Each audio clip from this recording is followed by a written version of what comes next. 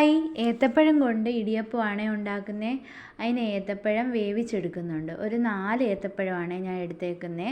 അതൊന്ന് വേവിച്ചിട്ട് ഒന്ന് ചൂടാറി കഴിയുമ്പോഴത്തേക്കും മിക്സിയുടെ ജാറിനകത്തിട്ട് ഒന്ന് നല്ല പേസ്റ്റാക്കി എടുക്കാം കേട്ടോ. അതാണ്ട് ഇതുപോലെ.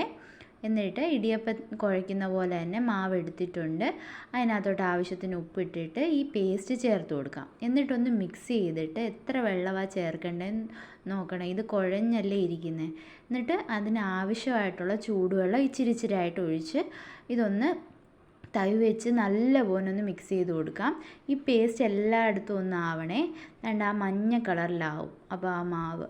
എന്നിട്ട് ഇതിനകത്തോട്ട് ഒരു 10-15 മിനിറ്റ് കഴിയുമ്പോഴത്തേക്കും ഒന്ന് അടച്ച് വെച്ച് ഇതിൻ്റെ ചൂടൊക്കെ ഒന്ന് മാറി കഴിയുമ്പോഴത്തേക്ക് ഇച്ചിരി നെയ്യോ എണ്ണയോ അല്ലെ ബട്ടറോ ഇട്ട് കൊടുത്ത് കൈവച്ച് തന്നെ നല്ലപോലെ ഇങ്ങനെ കുഴച്ചെടുക്കാം കേട്ടോ. ചെറിയ ചൂടുണ്ടായിരുന്നു. അതുകൊണ്ട് ഇത് ഇത്രയും കുഴച്ചെടുത്തിട്ടുണ്ട്. എന്നിട്ട് ഇഡ്ഡലി പാത്രത്തിൽ എണ്ണ പുരട്ടി അതിനകത്തോട്ട് പിഴിഞ്ഞെടുക്കുന്നുണ്ട് ഇടിയപ്പം. ഞാൻ ഒരു ശകല ഇടിയപ്പം പിഴിഞ്ഞ് അതിനകത്തോട്ട് തേങ്ങയും ശർക്കരയും കൂടെ വെച്ച് കൊടുക്കുന്നുണ്ട് കേട്ടോ. ഒരുപാട് ഏത്തക്കയൊക്കെ വരുമ്പോൾ ഇതുപോലൊന്ന് ചെയ്ത് നോക്കണം കേട്ടോ.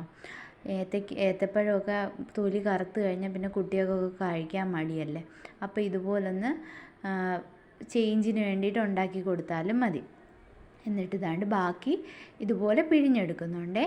അതുപോലെ തന്നെ ബാക്കി ഞാൻ അതുപോലെ എല്ലാം ഇതുപോലെ തന്നെ ചെയ്തെടുക്കുന്നുണ്ട്. ശകലം മാവ് പിഴിഞ്ഞിട്ട് അതിനകത്തോട്ട് തേങ്ങയും ശർക്കരയും വെച്ച് കൊടുത്ത് പിന്നെ മുകളിൽ ബാക്കിയും കൂടെ പിഴിഞ്ഞ് വെക്കുന്നുണ്ട്. ഒരു തട്ട് വെച്ച് കൊടുത്ത് അടുത്ത തട്ടും വെച്ച് കൊടുത്തേ.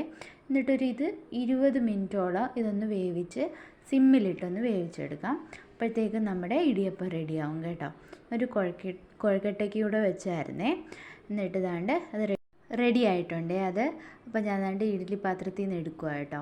ഇതൊന്ന് ചൂട് മാറിയിട്ട് നമുക്ക് പ്ലേറ്റിലോട്ട് മാറ്റാമേ.